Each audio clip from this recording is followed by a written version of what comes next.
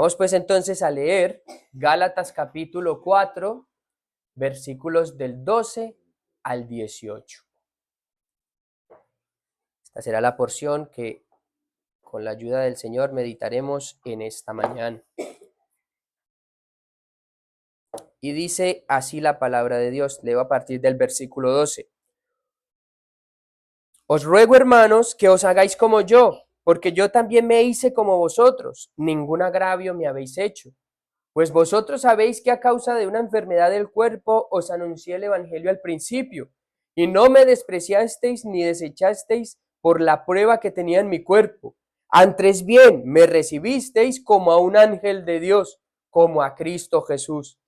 ¿Dónde pues está esta satisfacción que experimentabais? Porque os doy testimonio de que si hubieseis podido, os hubierais sacado vuestros propios ojos para dármelos. ¿Me he hecho pues vuestro enemigo por deciros la verdad?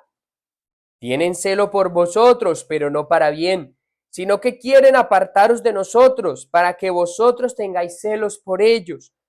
Bueno es mostrar celo en lo bueno siempre, y no solamente cuando estoy presente con vosotros. Hijitos míos, por quienes vuelvo a sufrir dolores de parto hasta que Cristo sea formado en vosotros. Quisiera estar con vosotros ahora mismo y cambiar de tono, pues estoy perplejo en cuanto a vosotros.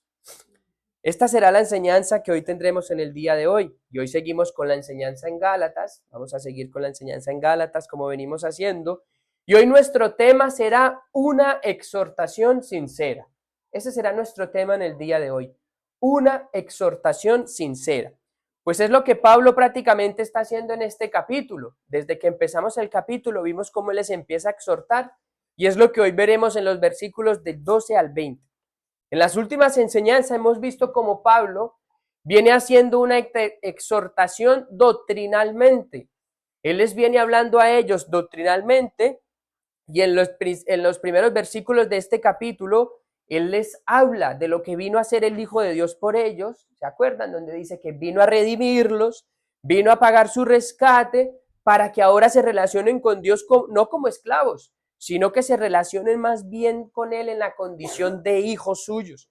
Y qué maravilloso es esto, que seamos ahora llamados hijos de Dios. Como dijo alguien, esta es una de las más grandes bendiciones que podemos encontrar en la palabra. Y luego posteriormente en los versículos del 8 al 11, que vimos hace 2 semanas, Él les habla del conocimiento de Dios, o más bien, siendo conocidos por Dios, como dijimos. Y hermanos, conocer a Dios transforma vidas. Conocer a Dios es la vida eterna. Recuerden el versículo de Juan 17. Y esta es la vida eterna, que te conozcan a ti, el único Dios verdadero, y a Jesucristo a quien has enviado. Y esto era muy importante para ellos teniendo en cuenta el problema que ellos tenían o que ellos estaban tratando.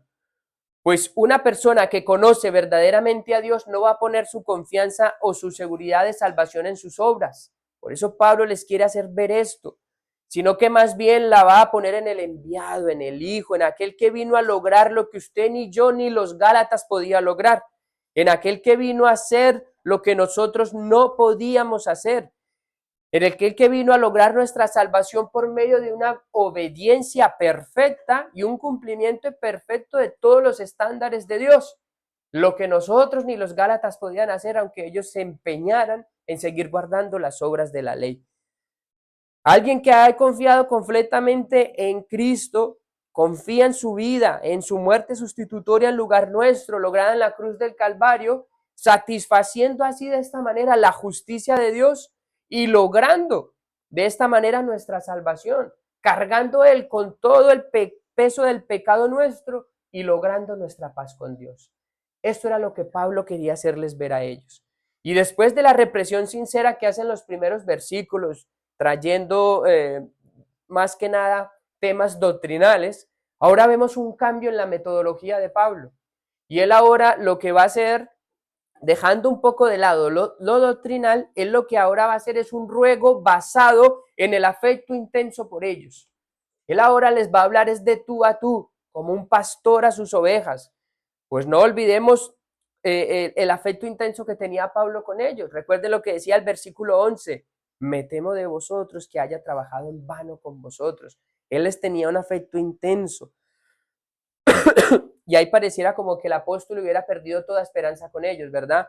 Pero menos mal que después vemos que él quiere seguir tratando estos problemas con ellos y abre su corazón a ellos. Y les va a hablar desde el afecto, les va a hablar desde alguien que los aprecia, que los ama y que se interesa por ellos para la vida eterna y para que Cristo sea formado en ellos. Y si usted notó en el versículo 17, mencionando a los judaizantes, dice, ellos tienen celo de vosotros, pero es para su propio bien, no es para buscar el bien de vosotros. Pablo buscaba el bien de los gálatas, los judaizantes buscaban era los gálatas para bien de ellos, una cosa muy diferente. Así que hoy en nuestro primer punto vamos a tratar el trabajo de Pablo en ellos. Y en nuestro segundo punto veremos una buena actitud cuando se nos dice la verdad. Así que como primero vamos a ver el trabajo de Pablo en ellos. Y dice el versículo 12, os ruego, hermanos, que os hagáis como yo, porque yo también me hice como vosotros. Ningún agravio me habéis hecho. Lo primero que vemos aquí en este texto es la actitud de Pablo. Él empieza el versículo 12 haciéndoles un ruego, una súplica, una petición o solicitud. Es un ruego emocional y esto implica hacerlo con humildad. Pablo está demostrando allí humildad. Él era el apóstol, él no era cualquiera, él era el apóstol, pero les está hablando desde el afecto, mostrando humildad. Nosotros, por ejemplo, utilizamos los ruegos para pedirle a alguien mayor que nosotros. Es más, nosotros utilizamos el ruego para pedirle al Señor. Es el modo de la oración que nosotros debemos hacer, en forma de ruegos y de súplicas. Y aquí debemos entonces aplicar esto a la oración, aquí como un paréntesis. Cuidado, no vayamos al Señor demandándole, pidiéndole como si fuera por derecho nuestro, como ordenándole a Dios o decretándole o haciendo estas cosas. Cuidado, hermanos, nosotros debemos de acercarnos a Dios en humildad, como un ruego, como una súplica, no reclamando algo como si nos perteneciera. Porque esto demuestra humildad, hermanos. Y Pablo aquí, siguiendo con nuestro texto, está siendo humilde, hace esta petición sincera a ellos y les llama hermanos. Note ahí, os ruego hermanos. O sea, primero dice, me temo de vosotros, que haya trabajado con vosotros, pero note aquí, les sigue considerando sus hermanos. Y esto quiere decir que les está incluyendo entre los hijos de Dios. O sea, les está incluyendo entre aquellos que han sido adoptados por Dios, como fue Pablo y como son ellos mismos. Aunque los Gálatas había mucho que tratar, él les sigue llamando hermanos. Y la petición y el ruego de Pablo aquí es que se hagan como él. Note, os ruego, hermanos, que os hagáis como yo. Y aquí pues hay varias interpretaciones. Quizás se refiere a la actitud humilde de Pablo cuando fue a ellos, cuando estuvo allí con ellos por primera vez en esa visita inicial donde disfrutó de armonía con el pueblo. O también se puede referir con esto a que el mismo Pablo, y esto tiene mucho sentido, también se quiso salvar por sus propias obras. A que el mismo Pablo también tenía de qué gloriarse sus propias obras y se apoyaba en sus propios esfuerzos. Tanto así que persiguiendo a la iglesia, él creía que lo estaba haciendo para la gloria de Dios. Entonces puede ser en este sentido que les dice esto. Pero cuando Pablo fue salvado por el Señor, cuando tuvo el encuentro con él, abandonó toda confianza que tenía en sí mismo. Y ahí vemos como Pablo, la fe salvadora, obró en Pablo lo que estábamos viendo antes, llevándole a Cristo, para confiar en él, en justificación, en santificación y en todo. Ya Pablo no se gloriaba en sus propias obras. Y ahora en los versículos siguientes vamos a ver el trabajo de Pablo en ellos. Mire lo que dice el versículo 13. Dice, pues vosotros sabéis que a causa de una enfermedad del cuerpo os anuncié el evangelio al principio. Hermanos, no sabemos cuál fue la enfermedad, no nos lo dice aquí, pero una cosa sí sabemos, en la providencia de Dios esa enfermedad fue el origen o el motivo de que Él les predicara el evangelio, porque mire lo que dice, pues vosotros sabéis que a causa de una enfermedad del cuerpo os anuncié el evangelio. Casi siempre vemos la enfermedad como algo malo, ¿verdad? Casi siempre vemos la enfermedad como algo malo en nuestra vida. Pero Dios puede utilizar incluso nuestras enfermedades para llevar a cabo su propósito.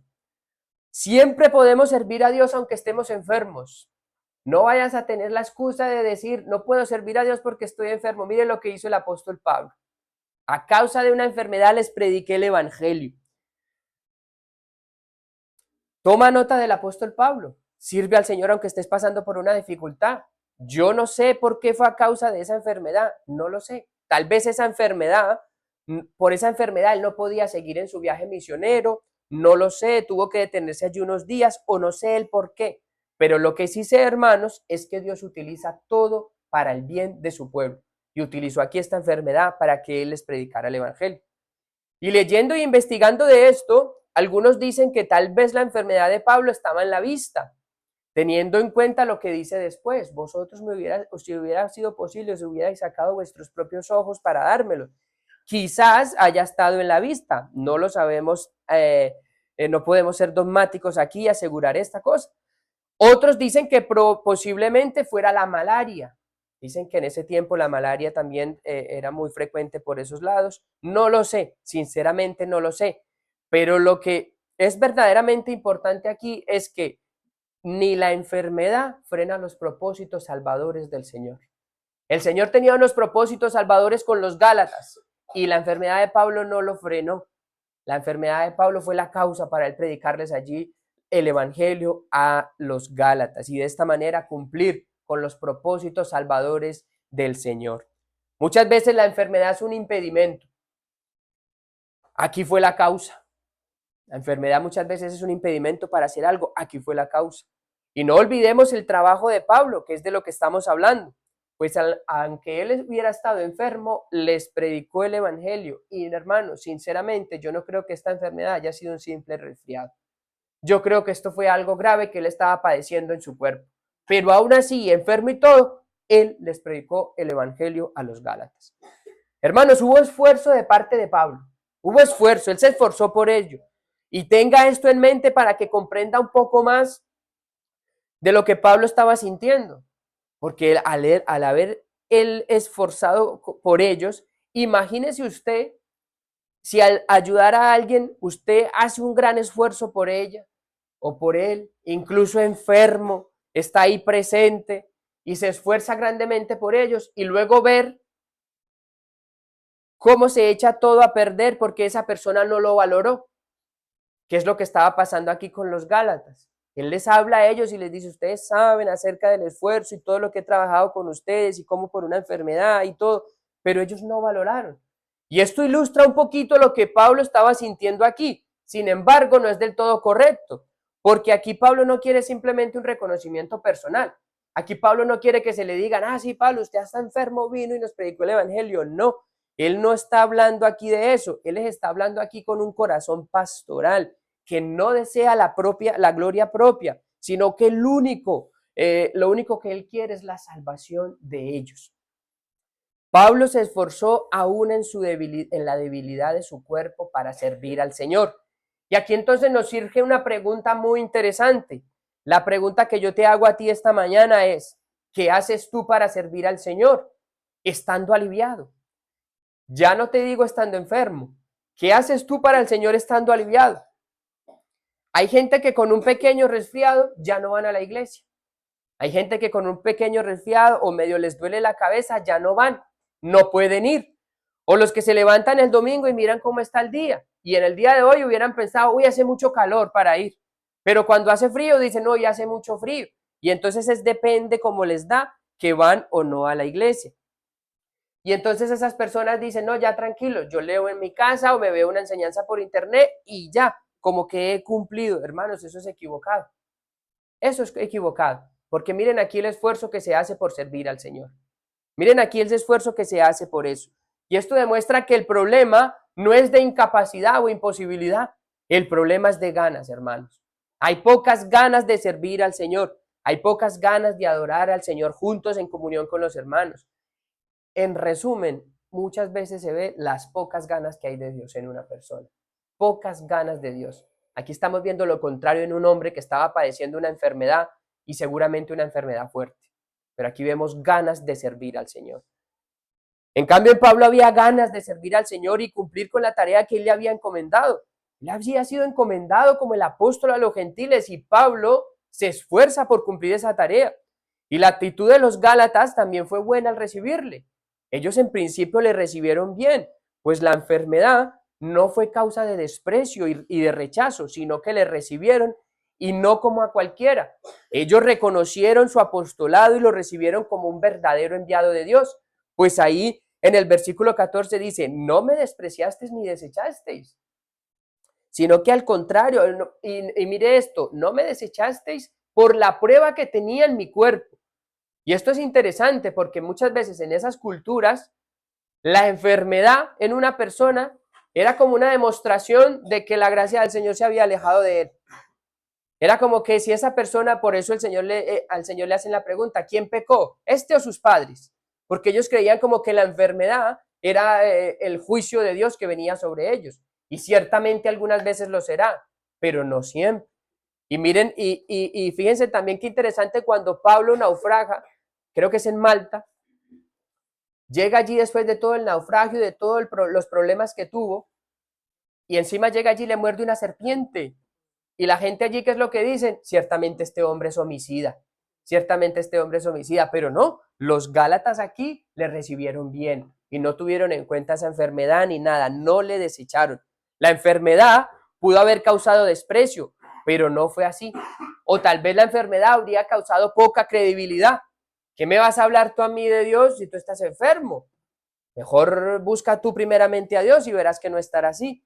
Menos mal que esta gente, estos Gálatas, no creían en los falsos profetas de hoy que dicen que si estamos enfermos es por falta de fe, o que si padecemos problemas económicos es por falta de fe, o todas esas cosas. Menos mal que en ese tiempo no abundaban estos falsos profetas, que a día de hoy pues siguen predicando estas barbaridades. Más les valdría a esta gente leer un poco la Biblia y darse cuenta de hombres como Pablo, hombres que son un ejemplo de fe, de conducta, de vida, de servicio, y ver todo lo que sufrió el apóstol Pablo. Pero los Gálatas solo lo recibieron bien a Pablo, sino que estaban tan contentos de que Pablo estuviera con ellos, que fíjese lo que hicieron, sintieron la enfermedad de Pablo como si fuera de ellos. Ellos sintieron como si la enfermedad de Pablo les afectara a ellos mismos, y esto nos indica, hermanos, que tenían una alta estima por él. Ellos amaban a Pablo en ese momento, tenían una gran estima por Pablo. Por eso Pablo les pregunta, ¿dónde pues está esta satisfacción que experimentabais? Como diciendo, ¿dónde quedó el amor que ustedes me tenían a mí? ¿Dónde quedó todo ese aprecio que ustedes me mostraron cuando yo fui? Y ojo, a lo que dice a partir de ahí, fíjense lo que dice. Porque os doy testimonio de que si hubieseis podido, os hubierais sacado vuestros propios ojos para dármelos. Oye, hermanos, eso no se le dice a cualquiera. Eso no se le dice a cualquiera. Tal vez si te pregunto a ti, a lo máximo estarías dispuesto a dárselo a tus hijos. Pero yo creo que si le digo que me des tus ojos a mí, te lo pensarías un poquito más. Pero hermanos, esto demuestra el gran amor que ellos le tenían a él. No se está dispuesto a hacer esto por cualquiera, a darle los ojos propios a él. No se está dispuesto a hacerlo por cualquiera. Y como dije antes, no sabemos si la enfermedad era de los ojos o no. Y por eso ellos estaban dispuestos a darle los ojos. O tal vez esta simplemente sea una expresión que demuestra hasta dónde llegaba el amor de ellos por Pablo, que hasta tal punto que si era necesario darle los ojos. Esta expresión podemos tomarla así. O era la enfermedad de los ojos o simplemente es una expresión para demostrar hasta dónde llega mi amor por ti, que estoy dispuesto a darte hasta los ojos. Podríamos tomarlo de esas dos maneras. Y claramente podemos ver hasta aquí la relación afectiva que había entre Pablo y los Gálatas y el trabajo que había hecho Pablo en ellos. Por eso él está confundido y ya no sabe ni qué pensar. Como cuando uno dice, es que ya no sé ni qué pensar de ustedes. Ahora estoy perplejo, como la palabra que utiliza al final del versículo 20. Estoy perplejo, o sea, no sé ni qué pensar, no sé cómo actuar. Pero hermanos, como dice a él, como podemos pensar aquí, Pablo les dice a ellos, yo los amo a ustedes y yo sé que ustedes me amaron antes. Y yo sé que ustedes me amaron por un tiempo, pero no sé si aún me sigan amando. Porque por los frutos que veo, parece ser que no. Ellos ya se estaban olvidando de todo lo que él había hecho por ellos. Y esto nos muestra, hermanos, que hay mucha ingratitud en los siervos de Dios. Perdón, hay mucha ingratitud hacia los siervos de Dios. Que uno muchas veces, muy bien, cuando hacen algo por nosotros, muy bien cuando trabajan por nosotros, muy bien cuando nos ayudan, pero eso se puede olvidar fácilmente. ¿Por qué? Porque somos ingratos. La gente quizás quiere recibir solo los beneficios. Cuando hay palabras de ánimo, muy bien. Cuando nos ayudan, muy bien. Pero aquí viene el problema, que es el que vamos a tratar en nuestro segundo punto. Pero cuando nos tienen que corregir y decirnos la verdad, como en el versículo 16, ya no nos gusta tanto. ¿Me he hecho acaso vuestro enemigo por deciros la verdad?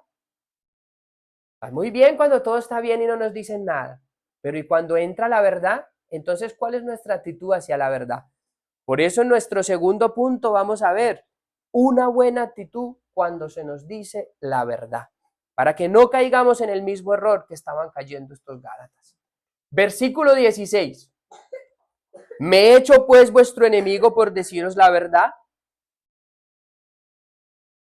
Y es que esto es muy importante que lo pensemos seriamente.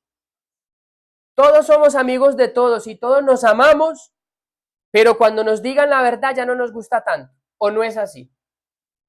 Es así. Todos nos llevamos muy bien, somos amigos de todo el mundo, pero cuidado no me digan la verdad, o también cuidado yo no le diga la verdad al otro, porque ahí entonces de amigos pasamos a ser enemigos. Cuando aquellos que tienen, hablando aquí en el contexto de Pablo, como un siervo de Dios, como un maestro, como un pastor a su iglesia, cuando aquellos que tienen un discernimiento como un don del Señor para pastorear a su iglesia, como en el caso de Pablo o como en el caso de los siervos que el Señor levanta, cuando ellos comienzan a ver cosas y a decírsela a la gente, ya el pastor no pasa a ser tan simpático, ya el pastor ya no es tan buena gente, ya no me cae tan bien. Si me dice de un pecado mío, voy a revisar minuciosamente su vida y verás que voy a encontrar un pecado en él. Y entonces ya el pastor no es tan perfecto como se cree. ¿Y qué es lo que pasa muchas veces con esto? Que entonces eso produce un efecto rebote. El pastor me dice algo, yo le voy a buscar algo para decirle algo, para de esta manera aplacar o maquillar ese error mío. Hay un dicho que se repite mucho en Colombia y es: la verdad duele, ¿no? Eso es un dicho que mucho, o uno más, todavía más coloquial, al que le caiga el guante que se lo chante, ¿no? Y eso es como diciendo: yo digo la verdad y al que le dolió, le dolió. Y muchas veces esto es cierto. No nos gusta cuando nos dicen la verdad, porque sabemos que tienen razón y que no hay manera de debatir. Y lo que pasa cuando alguien nos dice la verdad es que pasa de ser amigo a ser nuestro enemigo. Esto es lo que el Pablo le está diciendo a ellos. O sea, tanto amor que ustedes me tuvieron, tanto, y ahora que les estoy hablando la verdad, me he vuelto vuestro enemigo. Yo cuando, esto es lo que Pablo les está diciendo a ellos: yo estuve muy bien cuando fui la primera vez a ustedes. Yo estuve muy bien. Ustedes me recibieron con gran alegría y gozo.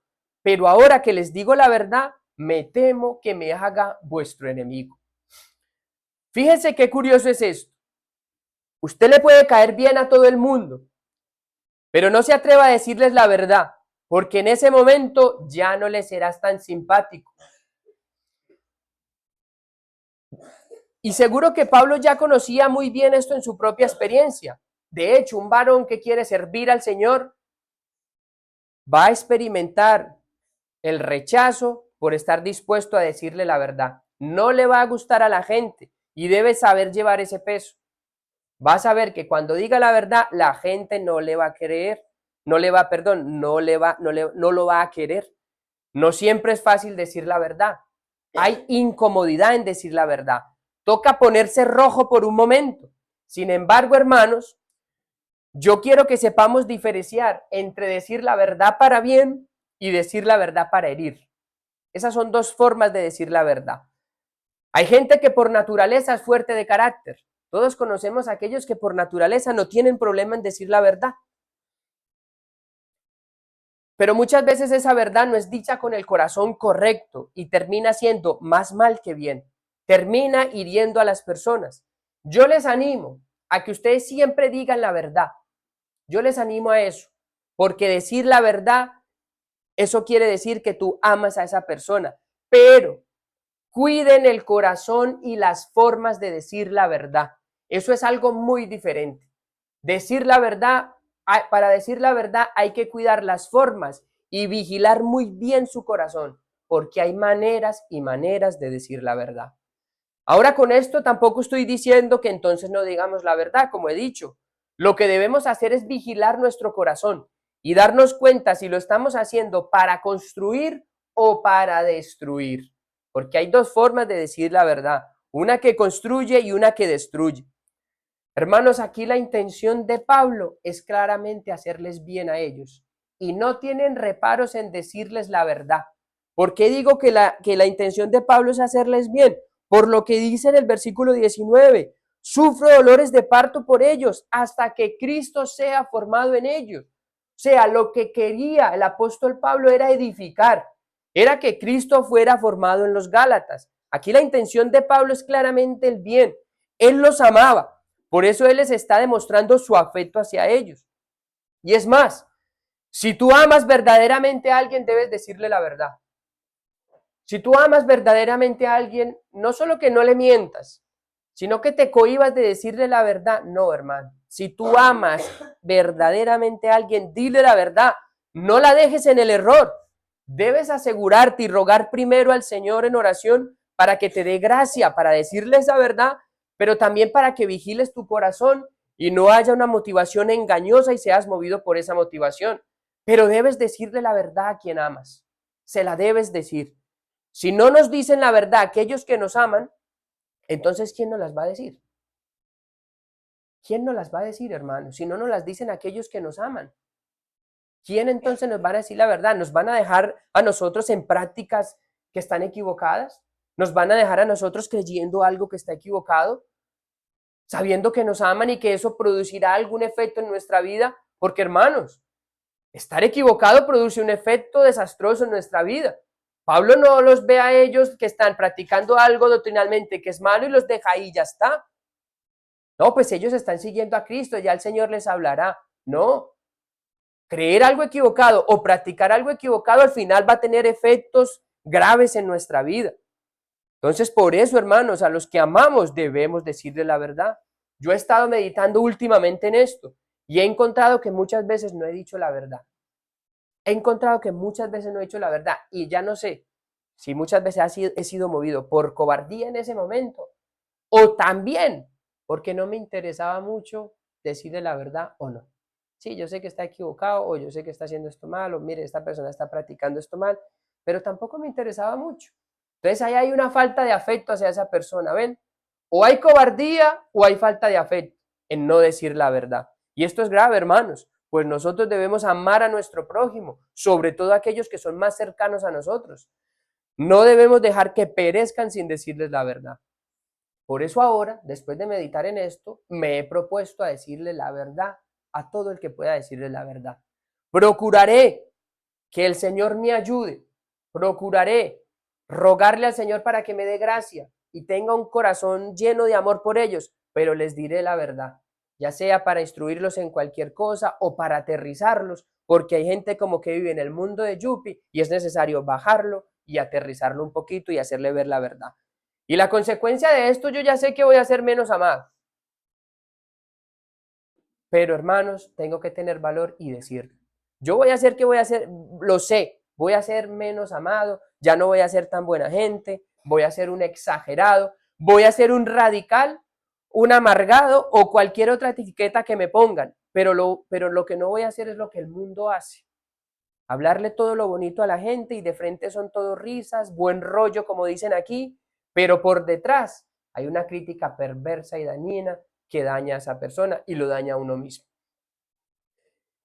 Es eso lo que hace el mundo, querer complacer al mundo y cuidado, no digamos la verdad porque ahí mismo se molesta a todo el mundo. Así que desde ahora, hermanos, les advierto, tomen esto como una advertencia. Voy a ser mucho más sincero de ahora en adelante con ustedes. Empezando por mí mismo, por mi familia, pero también con ustedes. Y tal vez les diga algo que no les guste, pero me voy a asegurar también de ser movido por el amor y espero no volverme vuestro enemigo por esto. Voy a asegurar eso y le animo a usted para que se asegure de ser movido por el amor cuando dice una verdad. Espero, hermano, usted no se moleste conmigo y no se vuelva mi enemigo por esto. Y si es así, hermanos, que el Señor nos ayude. Pero debemos obedecer a nuestro Señor.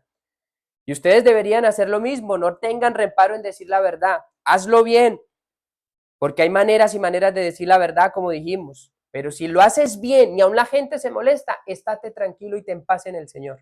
Estate tranquilo y ten paz en el Señor que lo has hecho bien, no has hecho nada malo. Lo único que has hecho es abrirle los ojos para que no vivan en el engaño. Y este mundo está lleno de engaño y hipocresía. No lo traigamos nosotros también a la iglesia. No lo traigamos nosotros también aquí. Una cosa es la verdad bíblica, otra la personal. Tenga cuidado también con eso. Una cosa es lo que yo quiero que hagan porque así me gusta a mí y otra cosa es la verdad bíblica. Debemos convencer a aquel a quien le estamos diciendo la verdad que esto no procede de ningún resentimiento privado, que eso también es un error. Muchas veces se ve que la motivación es un resentimiento privado que yo tengo a Juan Diego y entonces por eso le digo la verdad. No, debemos convencer a aquellos a quienes les decimos la verdad que los que nos mueve es el amor por él y no ningún resentimiento privado. Y que nos mueve también la honra de Dios y la honra de la verdad. Es más, hermano, fíjense en esto. Para predicarle el evangelio a la gente, usted les tiene que decir la verdad. Para predicar el evangelio, usted no puede ir dándoles pañitos de agua tibia para que no se molesten. Eso no sería predicar el evangelio. Eso sería una charla motivacional. Pero para predicar el evangelio usted tiene que ser sincero y decirle la verdad. Usted tiene que decirles que ellos necesitan al Señor. Y para usted decirles que ellos necesitan al Señor, usted les tiene que hacer ver su error, su falta. Porque si no, ¿para qué necesita al Señor? Entonces lo ven. Hasta para predicar el evangelio se necesita decir la verdad. ¿Y qué pasa cuando uno les dice la verdad del evangelio a las personas? Que se molestan. Esa va a ser la actitud. Se van a molestar. El otro día leí algo que me dejó pensando. Y mediten en estas palabras. Y era algo así, no sé si era literal, pero algo así. Si se predicara el evangelio más fielmente en las iglesias, tendríamos menos iglesias y menos cristianos. Hermano, esto es una frase fuerte. Porque uno dice, no, que el evangelio sea prosperado y que sea divulgado en todo rincón y en todo lugar. Pero hermano, esto es para detenerse y pensar. ¿Por qué están llenas muchas iglesias? Porque no se les dice la verdad. O todas las implicaciones que tiene tiene ser un cristiano. No se les dice todo. No se les predica la verdad y se les deja a las personas que vengan y ocupen un lugar, pero no todas las implicaciones que tiene ser un cristiano. Porque cuando empiecen a decirle eso, cuando empiecen un poquito a alzar el tono y a decirles la verdad a la gente, ¿qué es lo que hacen muchos? Abandonan. Abandonan. Muchos salen y se van. Usted le dice a alguien, mire hermanos, he notado esto en ti, por ejemplo, lo más común, ya no te congregas regularmente o has descuidado esto o lo otro. ¿Cuál es muchas veces la reacción de esa persona? Abandonar, abandonar e irse. ¿Por qué? Porque se molestó. Prefieren eso a tratar con su pecado. Entonces, si hubiera más predicación bíblica de la palabra, habría menos cristianos. Qué tremendo es. Bueno, supuestos cristianos. Pablo a lo mejor se esperaba algo así de los Gálatas, por eso les dice, y me he hecho ahora vuestro enemigo por decirles la verdad, porque él se estaba esperando a lo mejor esta reacción de parte de ellos. Pero también debemos considerar una cosa muy importante, y es cuál es nuestra actitud cuando somos nosotros a quienes se nos dice la verdad, porque nosotros podemos decir la verdad y estar muy dispuestos a hacerla, pero ¿cuál es nuestra actitud cuando a nosotros se nos dice la verdad? ¿Te han exhortado alguna vez con la verdad y te ha dolido? Yo espero que sí. ¿Cuál ha sido tu reacción? Muchas veces se recibe mal y lo que se suele hacer es un contraataque. ¿Y tú? ¿Y tú? Uno le está diciendo la verdad a una persona y cómo la recibe esa persona. ¿Por qué no te miras a ti? Eso los niños son expertos en hacer eso entre ellos mismos. Uno le dice uno al otro y el otro, ¿y tú? ¿Y tú? Eso ya lo tienen de fábrica y parece que nosotros los mayores también lo seguimos teniendo. Debemos tener una buena actitud cuando se nos dice la verdad, hermanos. Seamos humildes. Dejemos el orgullo. Dios da gracia a los humildes, pero a los soberbios los resiste. Y más aún, cuando si se nos dice la verdad, hermanos, es para que crezcamos a la estatura de Cristo, para ser moldeados, para abandonar nuestro pecado. Y en vez de recibirla más, deberíamos hacer como los Gálatas recibieron a Pablo al principio, cuando iba todo bien. Deberíamos ver a esa persona que nos dice la verdad como un ángel de Dios, como diciendo, Señor, ¿quieres tratar conmigo y has mandado a este hermano o a esta persona que me diga la verdad? Señor, lo recibo como de parte de ti, porque eso es una muestra de que estás tratando conmigo. Y deberíamos contentarnos de que alguien nos dijera la verdad, porque esa es una muestra de que somos hijos de Dios. Porque si el Señor nos deja tan tranquilos sin decirnos la verdad, hermanos, pues cuidado, no seamos bastardos, como dice la Escritura, porque el Señor corrige a sus hijos. En Proverbios 27:6 dice, fieles son las heridas del que ama. Oigan esto, fieles son las heridas del que ama, pero inoportunos los besos del que aborrece. Hermanos, los verdaderos amigos no quieren aprobación. Los verdaderos amigos no quieren que la gente les reciba bien. No, los verdaderos amigos quieren el bien del otro. Esto es lo que está diciendo aquí. Fieles son las heridas del que ama. Te voy a herir con la verdad, pero es porque te amo. Y si eso causa que ya no me aprecies tanto, pues no me importa, pero te voy a decir la verdad, porque te amo. Pero los besos del otro, los besos pero inoportunos los besos del que aborrece.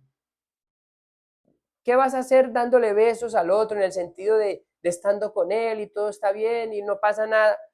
Cuando hay una verdad que tiene que ser dicha para el bien de esa persona. Es mejor esa herida al beso del que aborrece. Por eso Pablo en el versículo 17 les dice, refiriéndose a los judaizantes, tienen celo de vosotros, pero no para bien. Tienen celo de vosotros, o sea, los judaizantes quizás también demostraban estar muy interesados en los gálatas. Pero mire lo que dice el versículo 17. Tienen celo por vosotros, pero no para bien, sino que quieren apartaros de nosotros para que vosotros tengáis celos por ellos. O sea, ¿por qué estaban mostrando celos los judaizantes con los gálatas? Para su propio bien, para su propio beneficio. Ellos no querían el bien de los gálatas y ellos a lo mejor estaban siendo engañados por eso. Ellos no amaban a los gálatas como Pablo, por eso les dije que esta es una exhortación de corazón de parte de Pablo a ellos. Él les está abriendo su corazón y diciéndoles, yo soy el que los ama a ustedes, no ellos. Ellos no lo aman a ustedes, ellos aparentemente tienen celo por vosotros, pero no buscan el bien de ustedes, lo que buscan es lo de ustedes. Ellos buscan es lo de ustedes, no el bien de ustedes. Eso es lo que Pablo les está diciendo ahí. Pablo estaba interesado en su bien. Pablo no tenía una motivación egoísta como aquellos, que en verdad lo que querían era su propia gloria. Un fiel maestro del Señor no quiere que le sigan a él, quiere que sigan a Cristo. Estos judaizantes no les importaba el bien de la iglesia y lo que querían causar eran divisiones sin medir las consecuencias, pues ellos estaban aquí prácticamente causando una división. Hay quienes muestran mucho interés y hasta cierto celo por las personas, pero solo es por tener seguidores, no por otra cosa más, no es por el bien de ellos. Aquí podíamos aplicar muy bien lo que a día de hoy se ve y los pastores dicen tanto y advierten tanto con el Internet. A día de hoy, los pastores de Internet no son los que los aman a ustedes. Están muy bien las enseñanzas de Internet si usted las sabe buscar con mucha sabiduría y no se traga todo lo que encuentra en Internet, porque también hay ciertas enseñanzas que mejor dicho. Pero los que los aman a ustedes no son los de Internet, son los pastores que Dios ha puesto en su iglesia local, hermanos.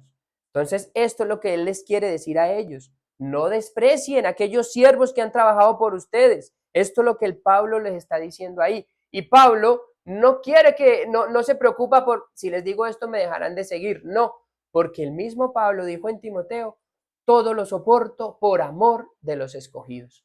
Si me van a abandonar, que me abandonen, pero no voy a darles pañitos de agua tibia simplemente para que estén contentos y todos somos amigos. No. Y Pablo en el versículo 18 les anima a mostrar un celo por el evangelio y les dice, bueno es mostrar celo en lo bueno siempre y no solamente cuando estoy presente con vosotros.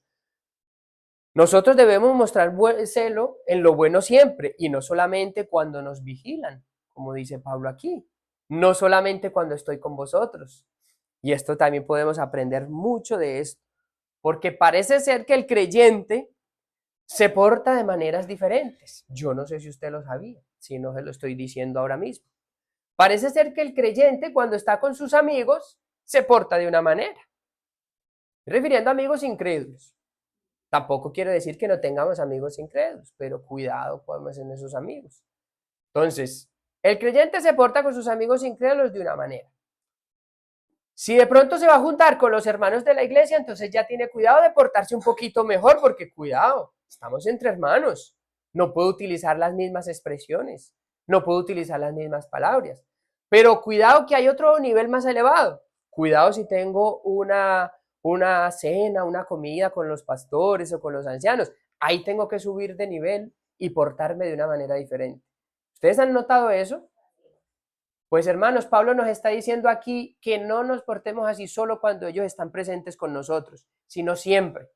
Bueno es mostrar celo por la verdad, y no solamente cuando nos están vigilando, sino aun cuando estamos solos, aun cuando no hay nadie a quien debamos rendir cuentas ni nada de eso, debemos mostrar celo por la verdad. Y saben, hermanos, ¿cómo se muestra celo por la verdad? Ustedes saben cuál es la mejor manera de mostrar celo por la verdad. No es debatir enérgicamente por ella, no es pelear con las personas, no. La mejor manera de demostrar celo por la verdad y por lo que usted cree es viviéndola. Esa es la mejor manera en la que usted puede demostrar celo por la verdad. ¿Tú demuestras el celo por el evangelio viviéndolo? ¿Tú demuestras el celo que tienes por el Señor y por el evangelio viviéndolo? Hay mucha gente ahora, a mí me da risa ver ahora en internet, debates y debaten, y de que si esto, de que si lo otro, y de que esto, y de que si lo otro. Yo no sé si esas personas en verdad vivirán el evangelio, como debaten. Yo no lo sé, puede que sí, puede que no. Pero me temo, hermanos, de que muchas veces es más fácil demostrarlo airadamente, enfadarnos y de todo, y decir que tenemos la razón, pero cuando ya se nos manda a vivir, uy, ahí ya es más difícil demostrar el celo por la verdad viviéndolo. ¿Tú tienes celo por la verdad? Esa es la pregunta. ¿Tú tienes celo por la verdad? Vívela entonces. Vívela y demuéstralo de esta manera, que tienes un celo por la verdad. Y ahora, ya para ir terminando, miren cómo Pablo se dirige a ellos en el versículo 19. Noten que estamos hablando acerca del amor que les tiene por ellos, del trabajo, de la actitud que debemos tener cuando se nos dice y cuando decimos la verdad. Y miren lo que dice el versículo 19. Escuchen bien.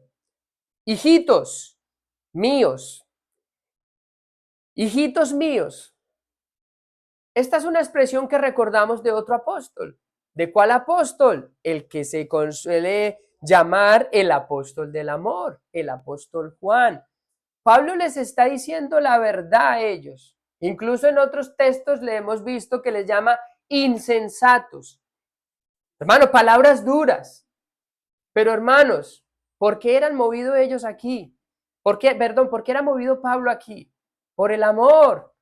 Hijitos míos, les está hablando como si él fuera su padre, como si ellos fueran hijos suyos, como les está hablando desde el afecto. Esta expresión dicha aquí por Pablo está llena de amor. Aquí vemos el corazón pastoral y el afecto que él tenía por ellos y el dolor que tenía al verlos a ellos desviados. Porque alguien que ama no es indiferente cuando otro está desviado. Alguien que ama se duele cuando otro está desviado. No es indiferente. Y por eso él les dice aquí, hijitos míos. Y noten cómo fue de intenso el dolor que sentía por ellos, que fíjense en a qué lo compara. Y esta es una comparación un poco extraña, al ser Pablo un hombre.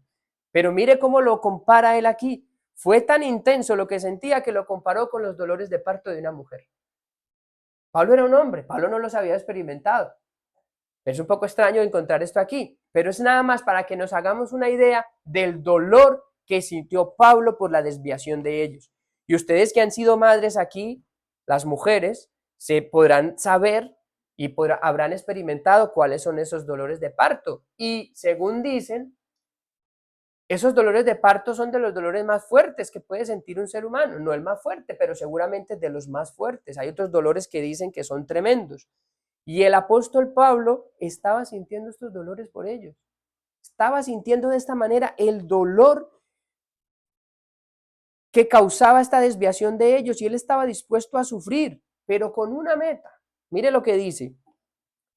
Hijitos míos, por quienes vuelvo a sufrir dolores de parto, él le estaba doliendo, pero miren cuál es la meta. Miren lo que sigue el versículo.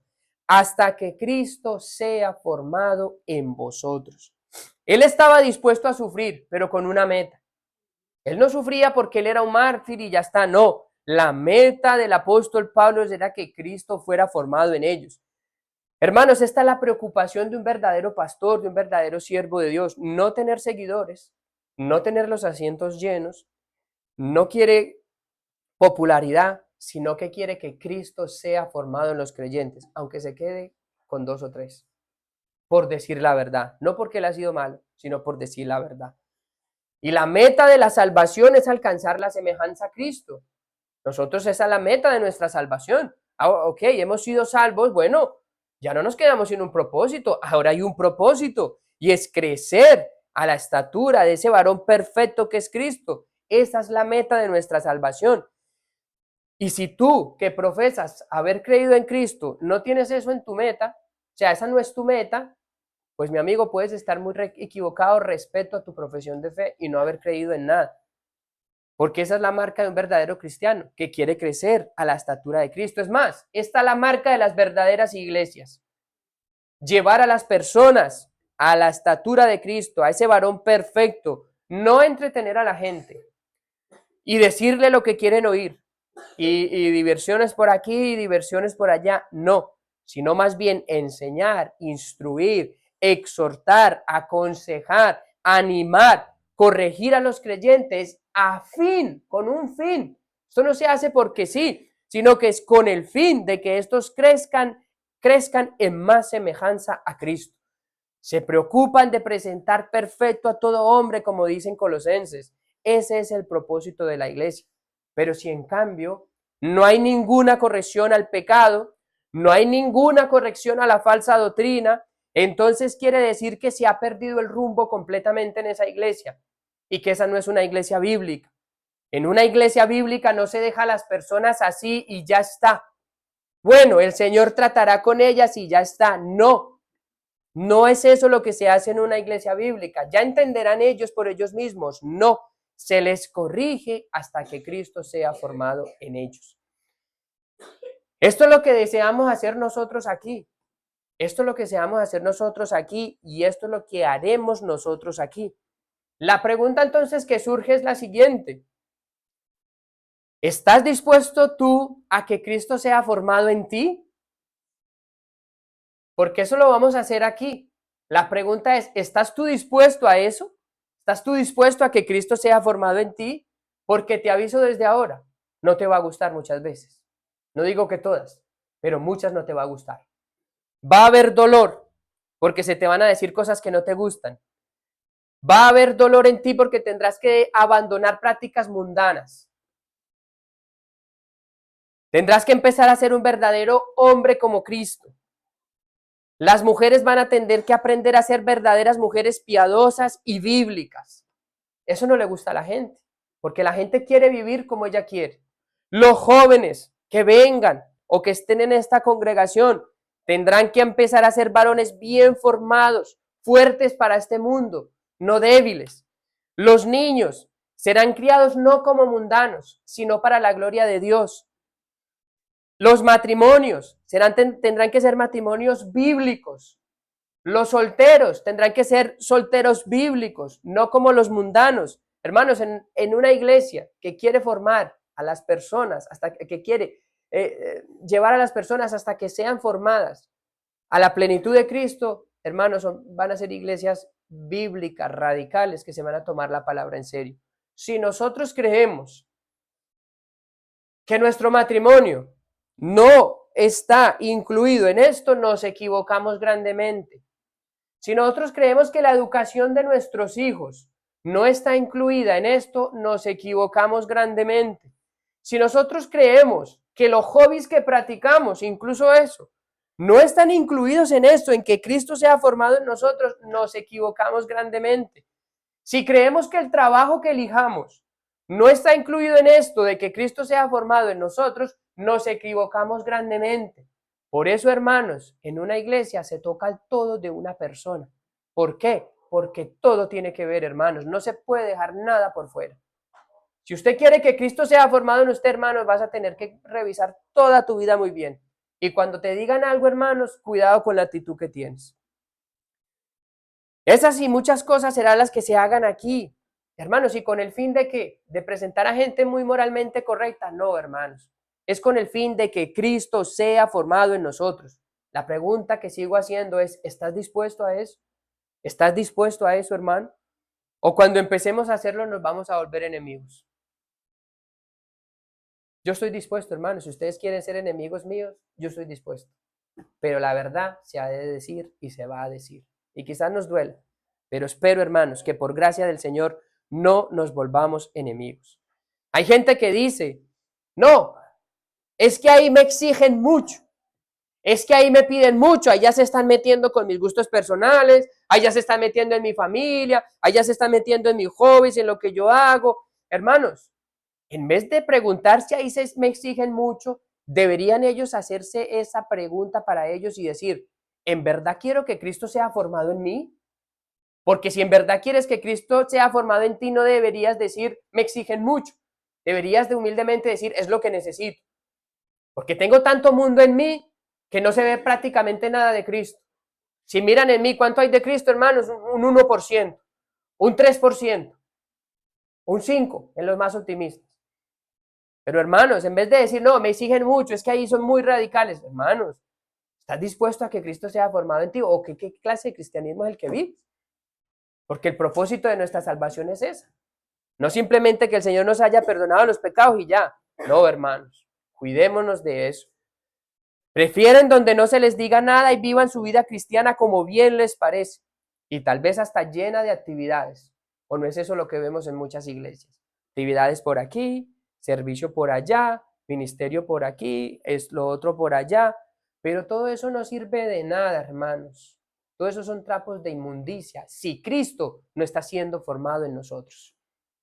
Así que tengamos cuidado con esto. Hermanos, vigilen pues su corazón entonces. Vigilen su corazón. Vivan la vida cristiana para su Señor, para su gloria. Y fíjense qué interesante esto. Esto es algo bien interesante. Los Gálatas no estaban viviendo en pecado. La represión de Pablo a los Gálatas no es porque ellos estuvieran viviendo una vida de desenfreno carnal o de mundanalidad, no. ¿Cuál era el error de los Gálatas? Doctrinal. El error de los Gálatas era un error doctrinal. Ellos estaban volviendo a las obras de la ley para querer ser salvo. Ellos no tenían ahí ese problema de la justificación.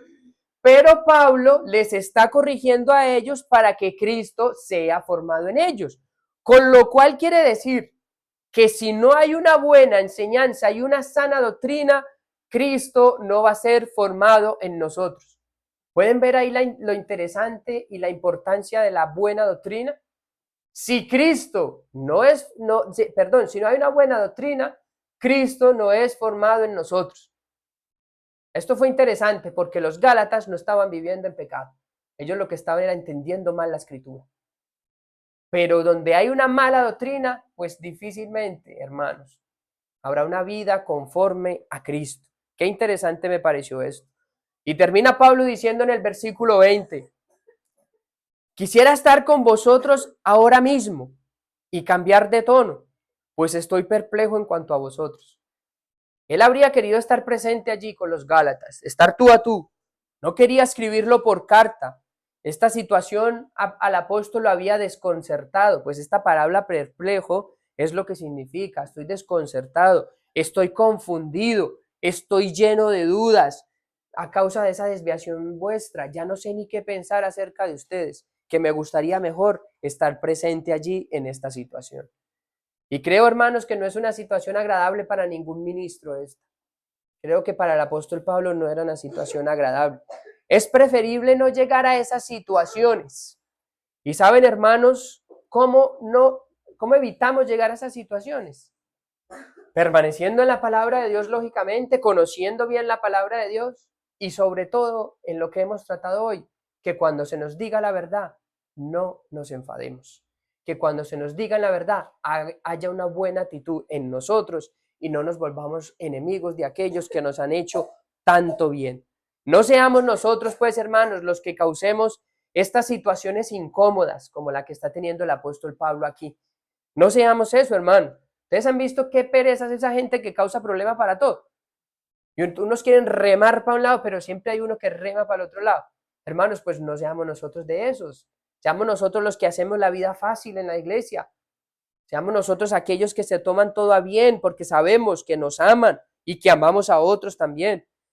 El Señor nos ayude pues a nosotros a evitar estas cosas, a amar a aquellos que nos aman, a aquellos que velan por nosotros y a tener en cuenta, hermanos, que lo que se diga es para nuestro bien. Así que, hermanos, el Señor nos ayude con esta palabra, nos ayude a meditar en ella y terminemos, hermanos, este tiempo en oración. Señor, te damos muchas gracias por este tiempo.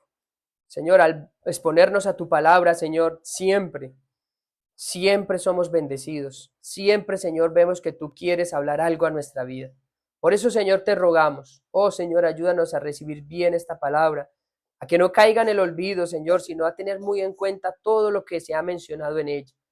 Desde el amor que debemos tener hacia las personas, Señor, desde las motivaciones correctas para decir la verdad y cuidar nuestro corazón. También, Señor, en cómo recibimos nosotros esa verdad y pensar, Señor, en aquellos también que trabajan, que velan por nuestras almas, valorar todos aquellos esfuerzos. Ten mucha misericordia de tu iglesia, Señor, porque somos dados a no gustarnos que se nos diga la verdad. Somos dados a molestarnos, somos dados a todas estas cosas, Señor. Nuestra naturaleza pecaminosa aún se levanta de estas maneras. Ten a bien, Señor, ser con nosotros y ayudarnos en este proceso de santificación, en este proceso de que Cristo sea formado en nosotros. Ten a bien ayudarnos y ten a bien a tu iglesia, Señor, bendecirla con todas estas cosas, Señor, porque no lo queremos hacer para gloriarnos nosotros mismos, Señor, sino para que seas tú quien se lleve toda la gloria y la honra, Señor, al ver las personas de fuera nuestra actitud, nuestra conducta, al ver, Señor, que ahora tú nos has transformado, tú nos has ido cambiando, Señor, y todas esas personas den gloria a tu nombre. Te pedimos pues estas cosas, Señor, y te rogamos que seas con nosotros en el nombre del Señor Jesucristo. Amén.